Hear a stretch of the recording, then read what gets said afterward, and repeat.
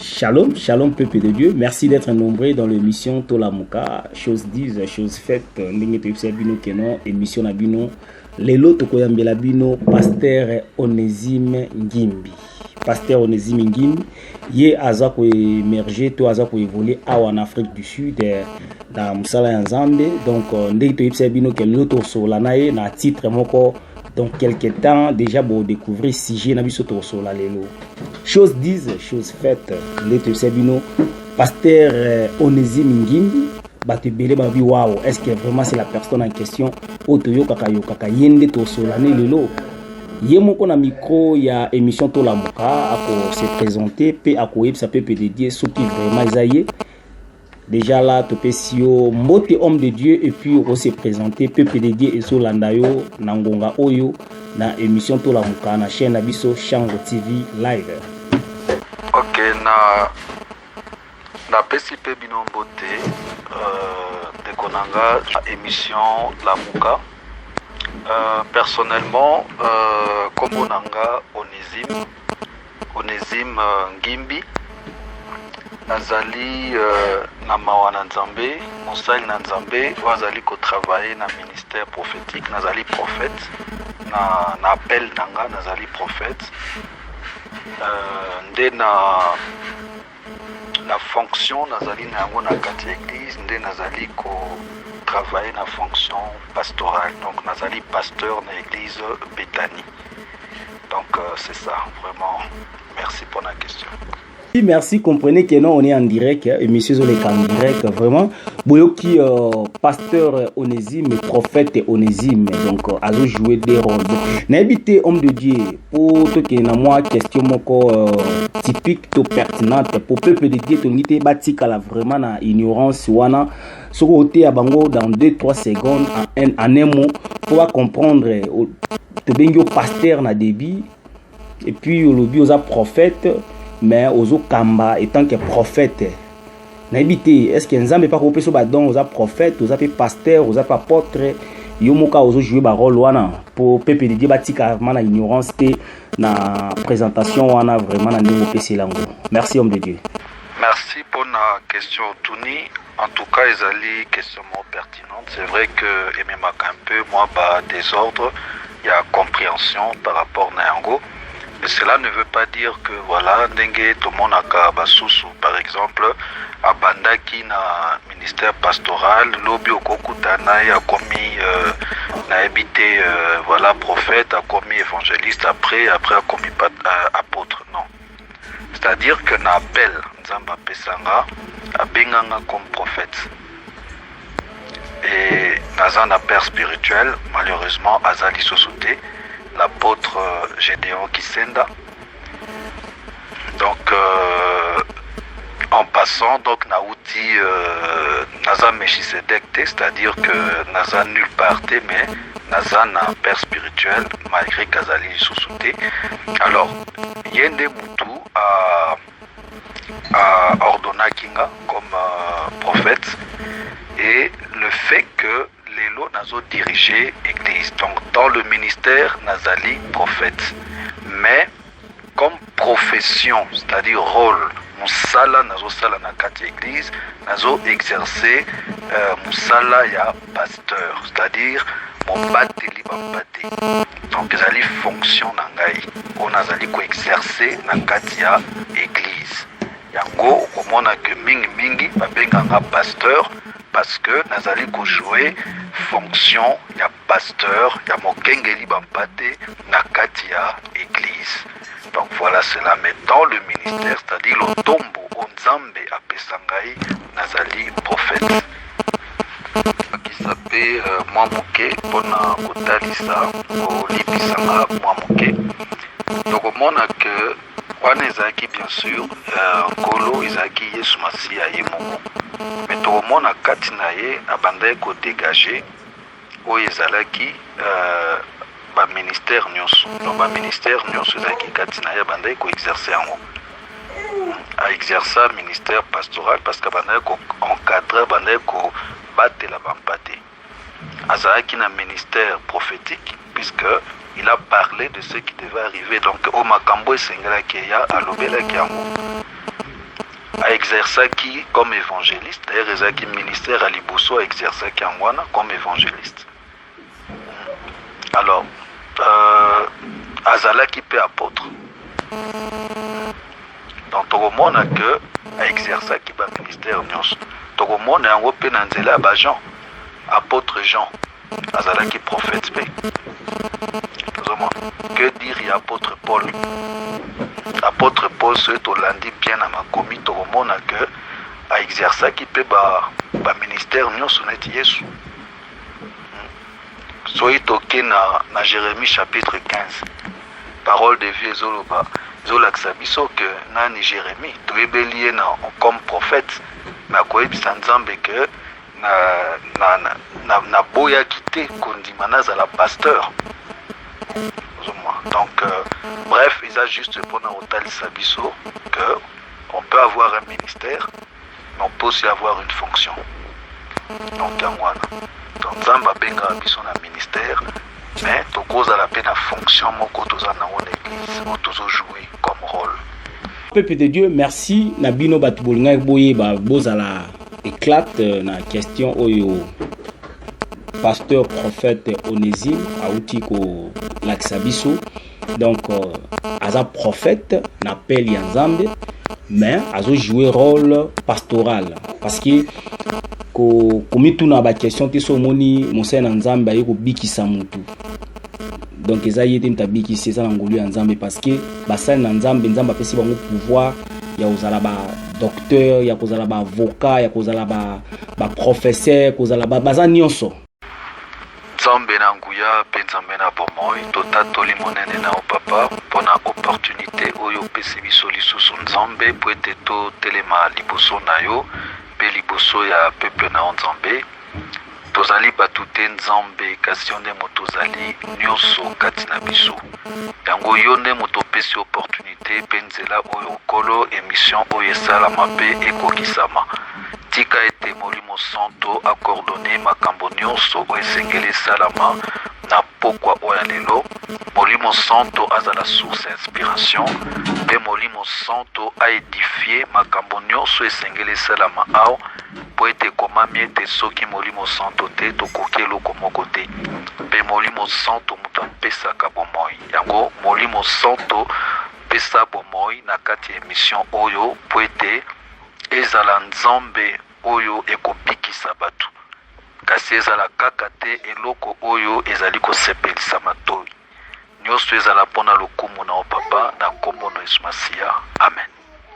Amen, amen, amen, amen, amen, amen, amen. Merci, merci, merci, merci, homme de Dieu. Merci vraiment pour la merveilleuse prière au Célibiso. Comprenez déjà de Célibino que non, l'émission à l'élo. Thème Nabiso déjà pour découvrir en gros à travers prière. L'élo, thème Nabiso Zali, le prophétique des Titanic. Titanic, donc le prophétique des Titanic. L'élo, tout le belanini. La histoire ya Titanic, la histoire d'Ine. Mais comprenez que notre homme de Dieu a révélé thème très important au peuple de Dieu. Vous allez bénir na pourquoi les lots. Vous avez bisoté car ailleurs il y a rien. N'engue to signalera bino vraiment beaucoup ta pour na comprendre enseignement qui toko au tozana homme de Dieu. Homme de Dieu, première question na bisoto. Nito e bananu origine ya mo pakebo. Origine ya mo pakebo parce que quand tu découvrir na thème na yo ya le prophétique Titanic ce que peuple engé bananu origine ya mo pakebo engelo banini potokota vraiment na mozindo ya thème ngo ya lelo. Merci beaucoup pour na motuna o ezali vraiment pertinent. Alors au fait pakebo ezali momoko euti na monoko oyo ya ba anglais oyo ezali koloba packet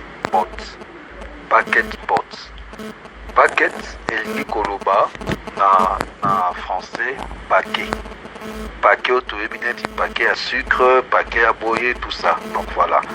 Donc euti na mon packet pot et pot elingi koloba bateau masuwa. Donc bref, pakebo et outil na deux mots anglais oelingi koloba packet bot. Merci en tout cas pour na motuna. Merci peuple de Dieu, comprenez déjà que non si j'ai bandi koya et bandi koya déjà bozo comprend déjà tout le qui la prophétique de Titanic. Donc bon comprend déjà les soloni tonto bêta parce que au moment homme de Dieu déjà expliqué que non paquet bot c'est déjà bateau. Donc ça veut dire tonto sur la solo mo ya bateau.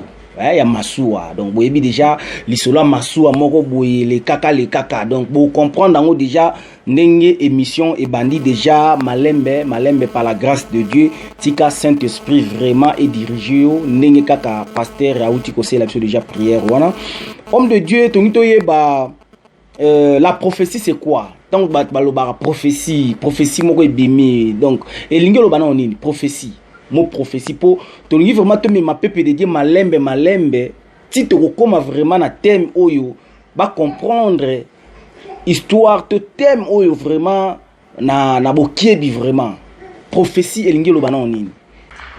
Merci Penza de Konanga José pour na motuna oyo elle est vraiment très pertinente parce que ce qui est vrai c'est que ma confusion et côté mingi kat na mokili confusion on azali kolobela et surtout en rapport na kolibérer o ezali message et outil pa nzambe na kopikola. Alors batu mingi bakomi ko utiliser ba prophétie net kopikola net kopikola mais tikanga na répondre na question na yo mbala moko pona nazala vraiment fondé la question.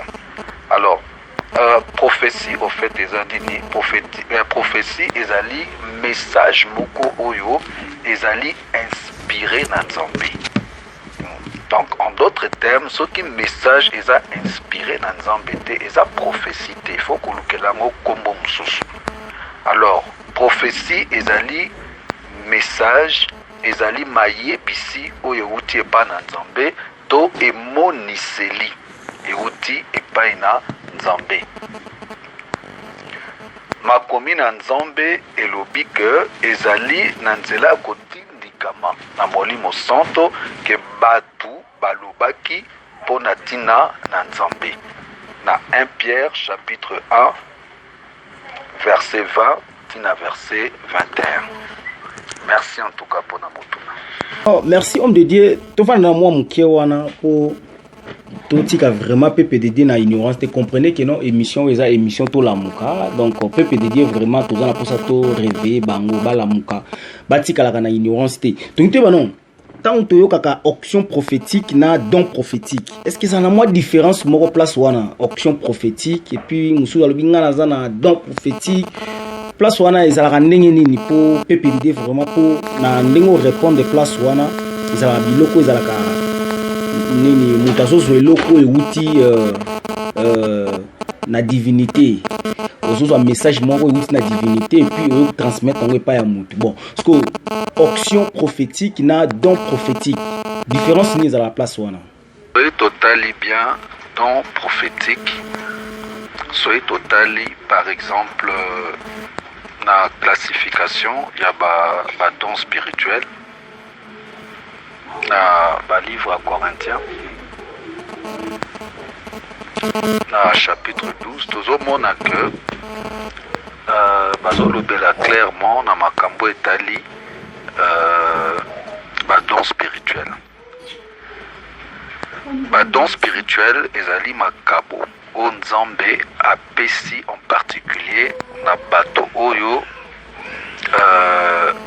asepeli kopesa parce que ezali grâce ezali don ezali kabo Nzambe apesi mutu pona misala songolo to pona moment kaka ekozala yango peka pona moment kaka Nzambe utilise pona moment wana. Pourquoi? Parce que besoin moko ezalaki wana mosusu ekoza nango mpe ndenge tolobi don ke Nzambe apesi mutu don mpona esunga pardon misala na Nzambe. Nzamba Pessidon peut-être pour et accompagner ministère au Nzambe à Pessi na mutu songolo pakala parce que lobaki na makomi na e que akolandisama maloba na biso na nzela ya bilembo na bikamwisi. Donc ezali badon, ezali kosunga, ezali kosoutenir, ezali koconfirmer o ezali ministère o ezali misala tolo tombo o Nzambe apesi mosali na ye. Alors tant tozo kende na tina likambo etali onction prophétique ezali nde capacité o Nzambe azo pesa na mosali na ye pona mission moko spéciale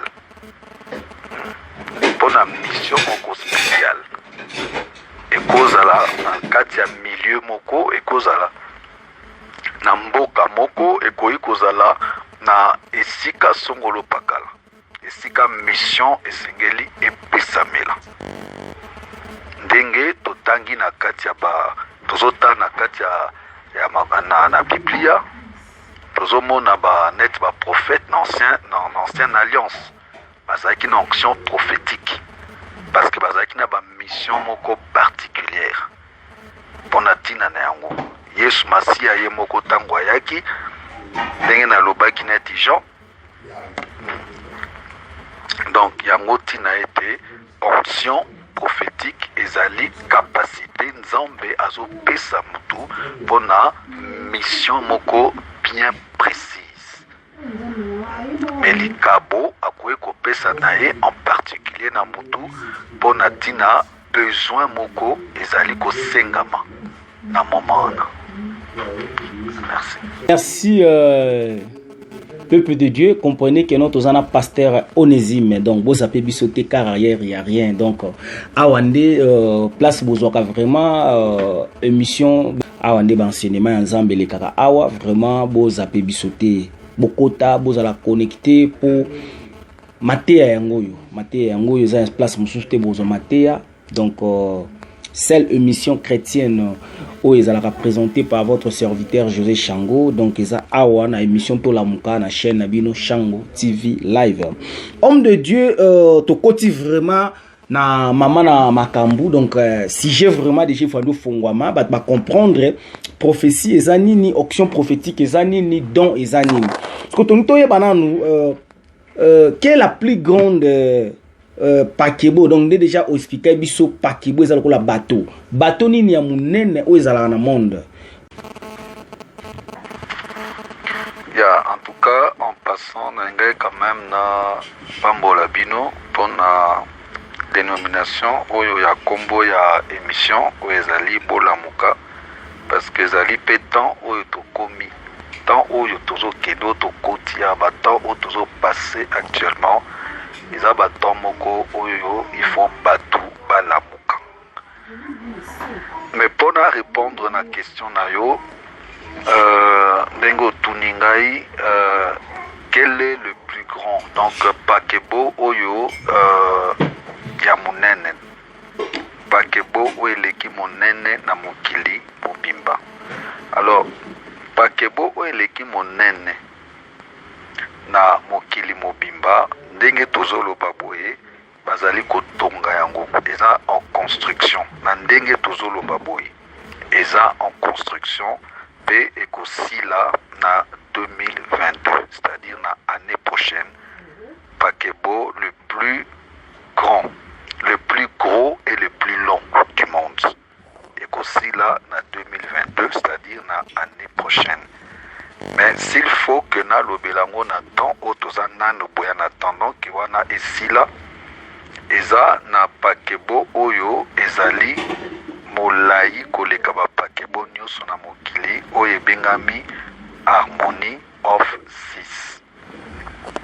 Alors soki tolobela na pakebo oyo eleki na volume monene yango ebengami Symphony of Six.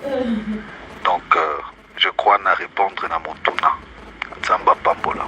Noé Moussous Azoya, vous comprendre pasteur Onésime Ngimbi a eu ce que non Pakebo et Silina ont été en 2021. PPD Bolamuka.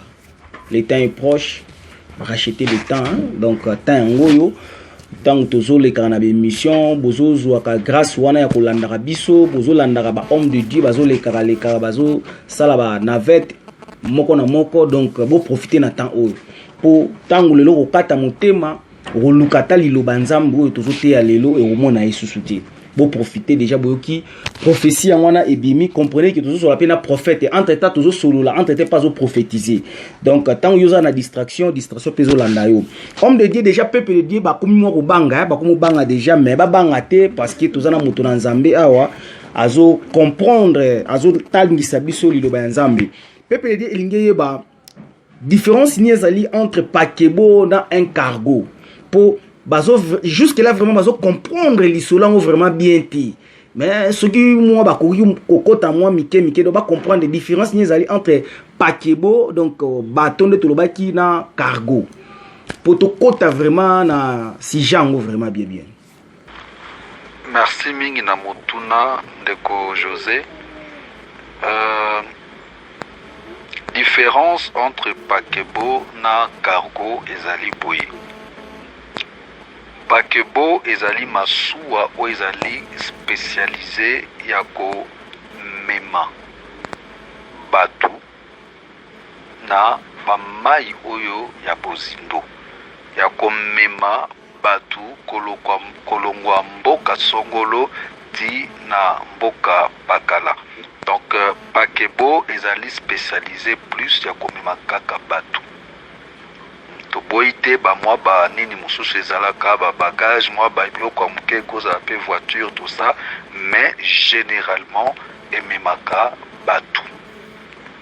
Par contre cargo ezali masuwa oyo ezali spécialisé pona komema ba marchandise na nzela ya ba conteneur yango to mona que mingi ba cargo ezalaka ba masuwa otomonaka etondisami na ba conteneur parce que yango ezali spécialisé ya komema kaka ba conteneur.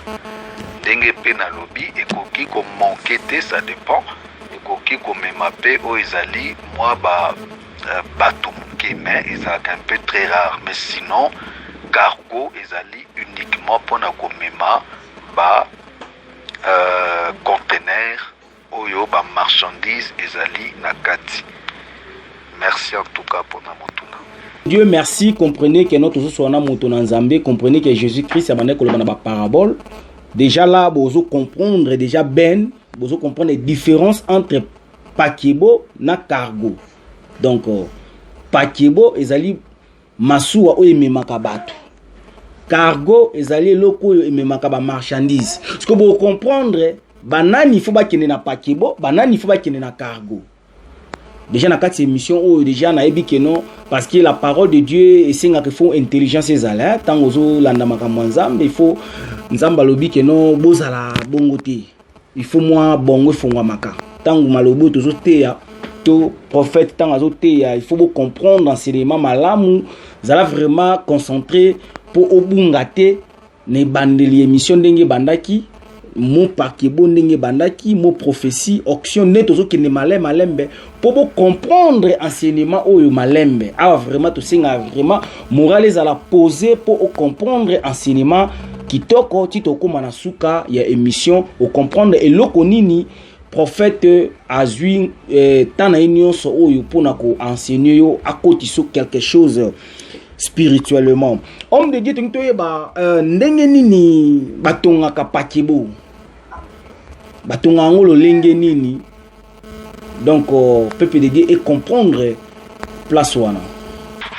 Merci en tout cas ndeko José pour être motuna oyo otuni oyo yango sikoyo nde ekomi kotimola penza masolo yango.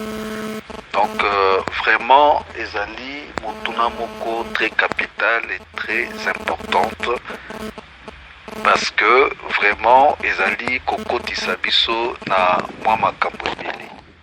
mais na mokuse na kotalisa kaka boye pakebo ezali eloko moko ya mokete eza eloko moko ya monene.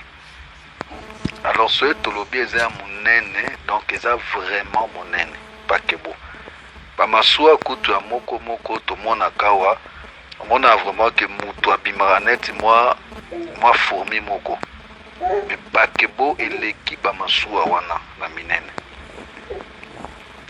Alors raison pour laquelle batonga kango n'importe comment te. Pakebo batonga kango parti par parti.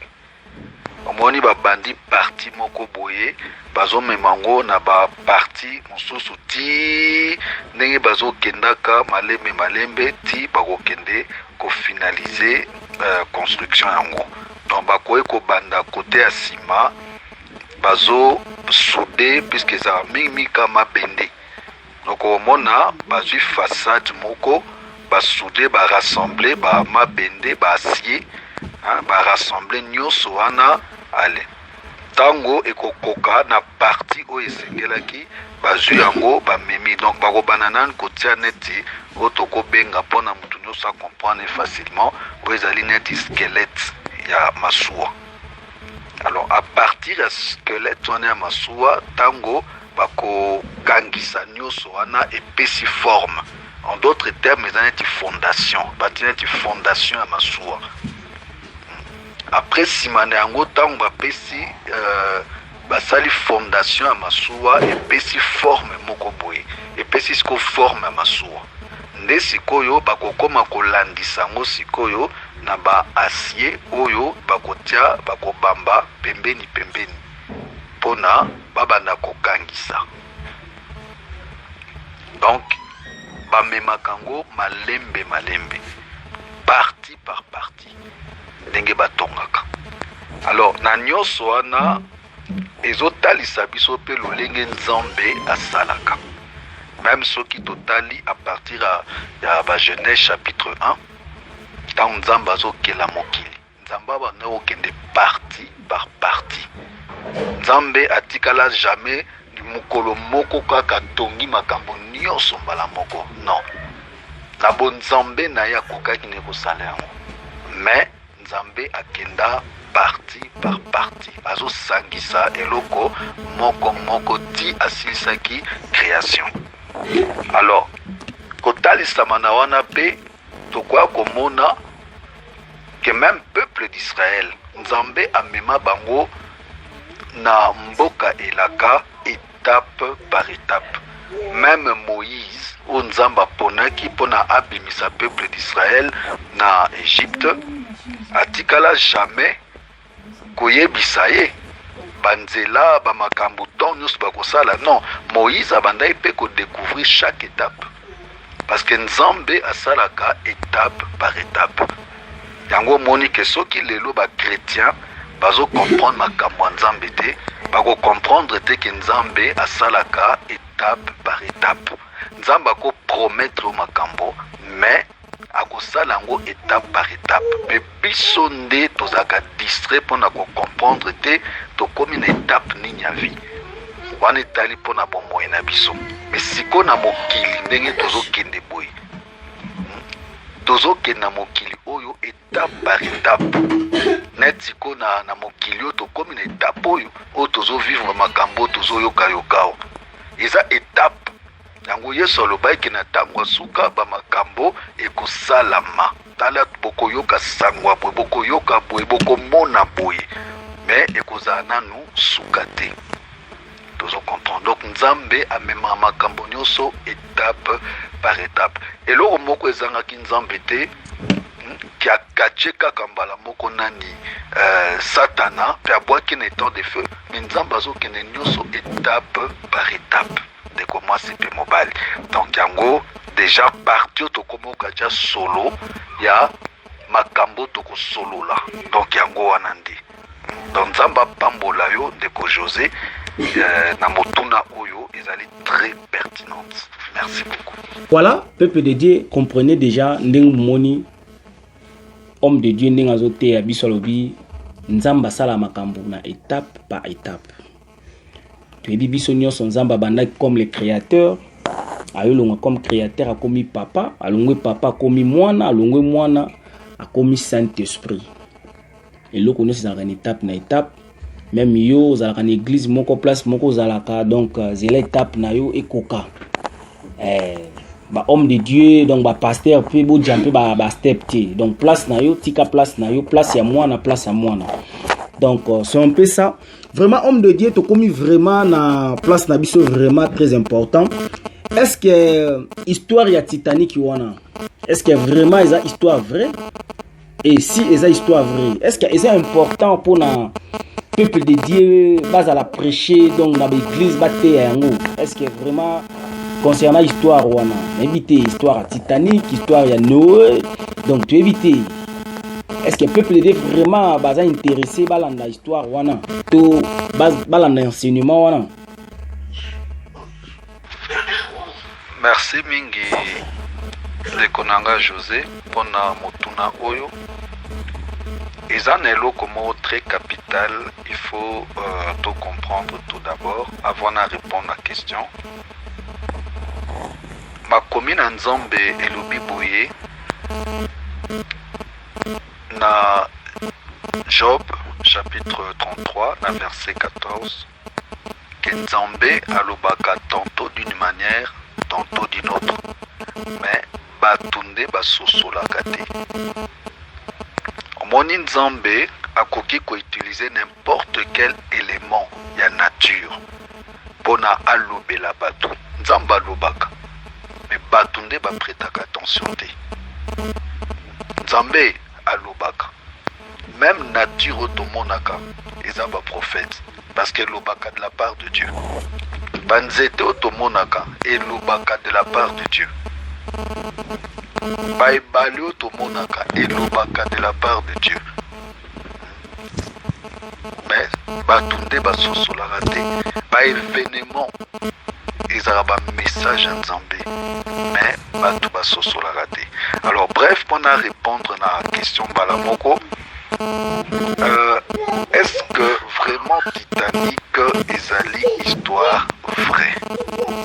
Oui, n'a qu'à répondre que ezali histoire vraie parce que la preuve en est ba émission mingi salama ba émission et salama oyo ba benga ba plongeur ba kenda tina se amai iska ba kenda okuta Titanic bato na Titanic esika ezali na se amai.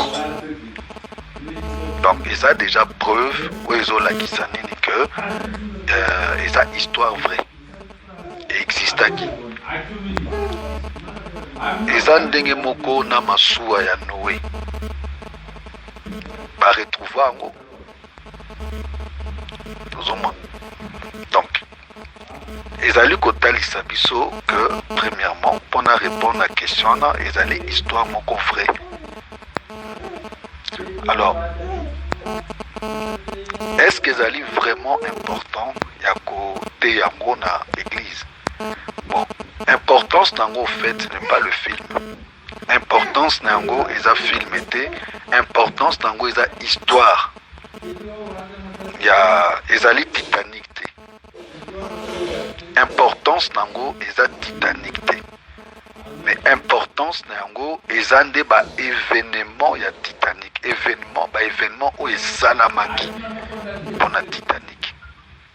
Ba événement wana yango ezali très important.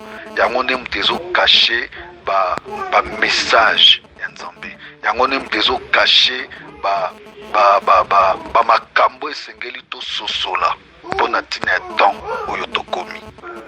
Donc voilà importance na yango. Yango tozo mona que ma commune en Nzambe et le Bélibiso na 1 Corinthiens chapitre 11 na verset 14 que nature ils ont enseigné biso. C'est-à-dire na nzela ya événement où esalamaki na Titanic ils ont teya. Ils ont révélé makambo epele où ezali caché na kati. Ya mibale nazoloba lisusu na 1 Corinthiens chapitre 10 na verset 6 oyo makomi na Nzambe elobi ete makambo nyonso wana esalamaki po ete esunga biso na bososoli po ete tozala na makanisi to baposa ya mabe te na lolenge bato wana bazalaki na yango. Vous comprenez? Donc makambo oyo to ba événement oyo esalamaki na Titanic ezalaki justement ezali kutu justement po ete et servir biso d'exemple ete ya biso. Donc voilà esika importance nango ezali pona ko talisa yango na ecclesia. Alors tant toko kota na bozindo nde toko comprendre siko importance na yango pona église. Merci beaucoup Ndeko José Nzamba Pambola. Voilà, comprenez déjà tout ça. Ben ya émission pena yango yo, donc place pena to vandi na makambango, donc il y a enseignement donc sur le prophétique dit Titanic. Nazana sœur en Christ awa prophétesse Julia Kasongo, tozana awa na plateau, tozapena sœur Marlette Kibala na Christiana Shango, donc bavandi awa na plateau bazolanda émission Tola Muka bayebisinga totuna yo homme de Dieu parce que baza en direct na kati ya plateau bayebisinga na tourne la bango mutuna oyo epa na yo babi histoire ya Titanic pona bango bazwango ka histoire lokola ya Ninja ba histoire ya Jackie, donc ba histoire moko kaka ya ko se divertir donc bande balandela yango. Bon nandenge komi ba thème makambo église, donc jusque là vraiment babi ba comprendre ngo teza première fois na bango ba yo kango lokola thème moko biblique. Donc soki vraiment okoki ko talisa peuple de Dieu ba sero ba tuninga mutuna wana ba événement moko oyo eza capital pona bana nzambe opena keno bakoki kozali kenge na histoire wana eza nini place wana homme de Dieu. Napesi d'abord merci lisusu Ndeko José pour naba ndeko o bazali kolanda émission oyo en direct. Nzamba Pambola bino pour na question oyo, mais ezali déjà neti anticipation, mais nazo répondre quand même pour na ko satisfaire pour ça na bino. Alors ce qui totali na Matthieu chapitre 24 na verset 38, parole de vie et lobby. Car dans les jours qui précédèrent le déluge, les hommes mangeaient et buvaient, se mariaient et mariaient leurs enfants, jusqu'au jour où Noé entra dans l'arche. Akitina 39. Et ils ne se doutèrent de rien jusqu'à ce que le déluge vint et les emporta tous. Il en sera de même à l'avènement du Fils de l'homme.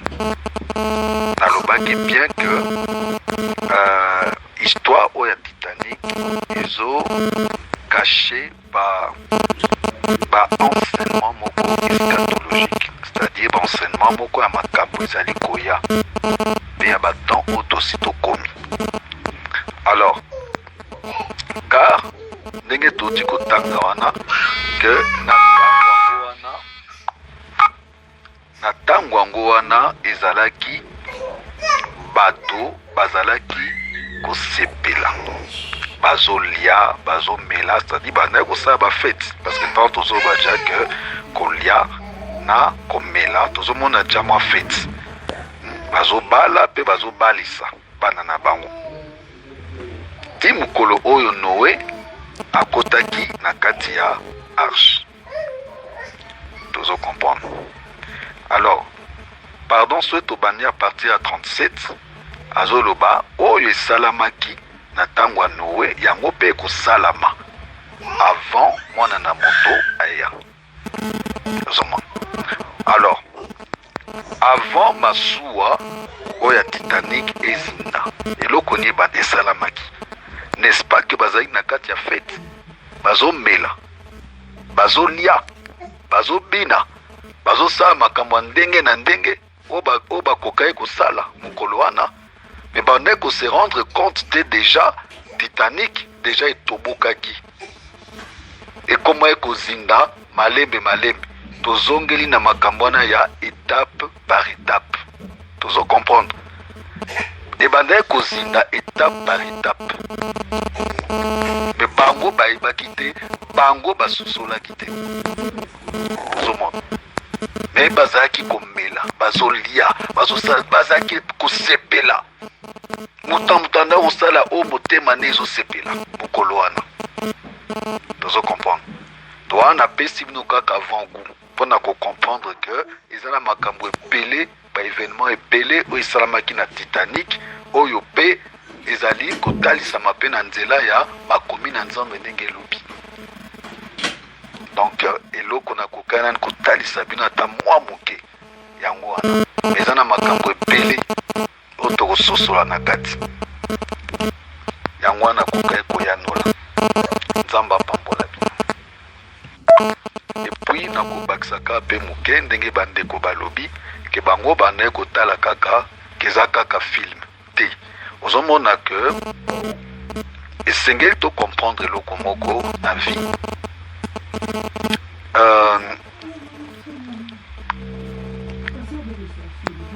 Na ntango tozolandela ntango makambo soki oza na nini na sens prophétique hein?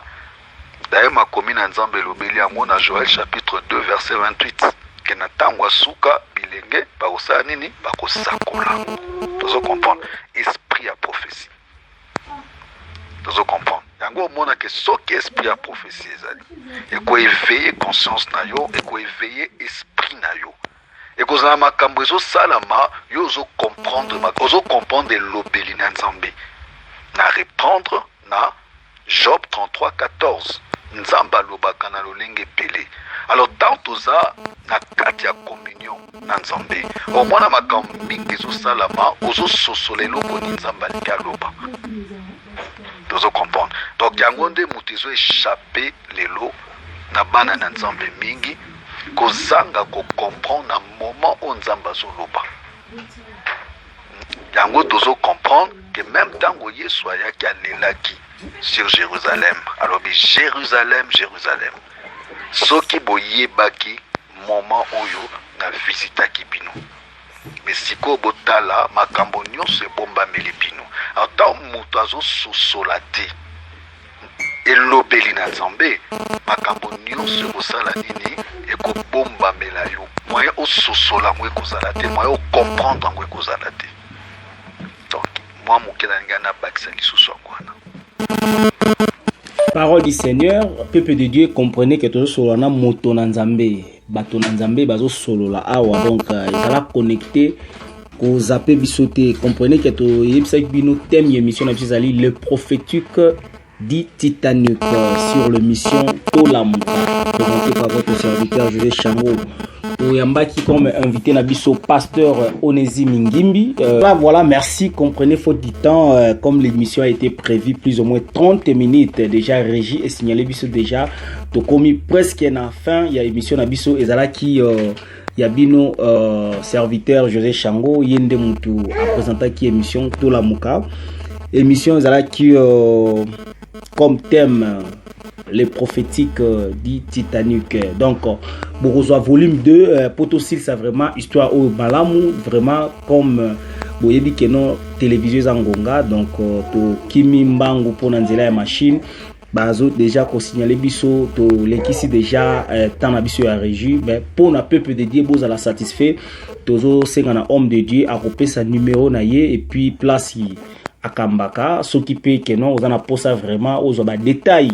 Et belé sans que non pasteur azongi la biso na émission déjà dans la singa au retour na question s'il y a des questions il y a que poser déjà homme de Dieu to komi presque na suka tozo tikilo micro ezana batu bana na nzambe o bazolanda biso en direct sikoyo bazape na posa bayamba Yesu pour déjà au lobby toza na kati ya masu wa misusu jusque là non te bayamba Jésus-Christ comme Seigneur et Sauveur dans nzela ya singa awa okoko ya misabango pe Jésus-Christ si ya moyen donc déjà lokola Jésus-Christ a lobby que notre qui ne multiplier ba peuple voilà eza déjà obligation na bino donc yango to sengi na yo homme de Dieu par la grâce de Dieu vraiment soki okoki ko c'est la biso service wana. Merci homme de Dieu, à vous l'antenne.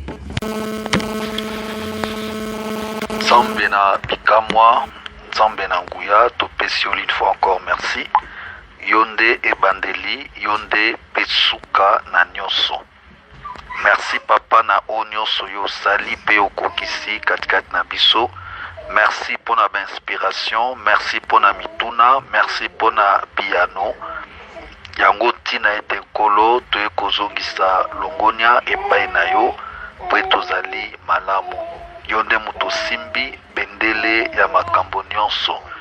Yango tozongi na se makolo na o papa pona ko reconnaître ete mabongisi nyonso oyo ezalaki nde yo. Yango tika ete lokumu nyonso ezonge epai na yo tozalaki basali pamba kasi osali oyo moko sepelaki kosala. Yango tozongisi nkembo nyonso papa na se makolo na yo. Pe kembo oya biso yango topangusi makolo na Nzambe oyo ezali symbole évangile na yo po ete ekende mosika pe ekende malamu na kombo na Yesu Masiya. Na tango na mokuse tozobondela Nzambe mpona baye nyonso bandimi koyamba Yesu Masiya comme sauveur et seigneur, koyeba ete Yesu asi akomi na ekuke. Yesu asi akomi na ekuke, Yesu asi akomi na ekuke, tolamuka, tolamuka, tolamuka. Ngonge ekomi pene, ekomi penza pene, alors tolamuka. Yango soki oyebi kokende na église, eza koyamba Yesu te. Koyamba Yesu, soki ondimi koyamba Yesu na motema na ope, na bomoi na yo, bolanda prière onga na kosala bo répéter yango na sima na kombo na Yesu Masiya. Kolo Yesu toye epai na yo, toye komi bonza epai na yo nkolo. Limbisa biso na mabunga na biso, na mabe na biso, na o nyonso tosalaki Nzambe ekumisaki yo te. Lelo toye epai na yo, toye komitika epai na yo.